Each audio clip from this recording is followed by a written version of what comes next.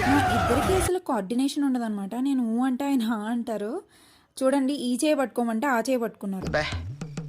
ఏం ఈ పనుల్లో కనిపించలేదు. నేను అసలు కాంప్రమైజ్ అవ్వలేదండో. తర్వాత చాలాసార్లు ట్రై చేసాము. బట్ ఎన్నిసార్లు చేసినా మేము ఇద్దరం తన్నుకు చావడం తప్ప కరెక్ట్గా రాలేదు. ఎందుకు సార్? ఇద్దరు లేచి ఏడవడం స్టార్ట్ చేశాడు.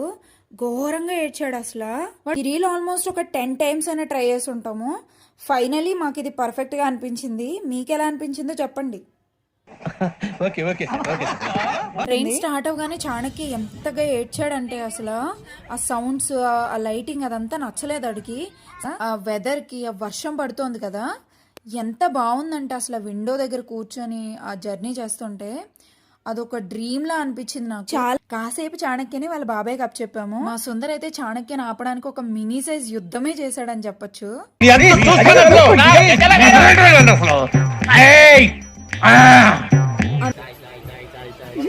సూపర్.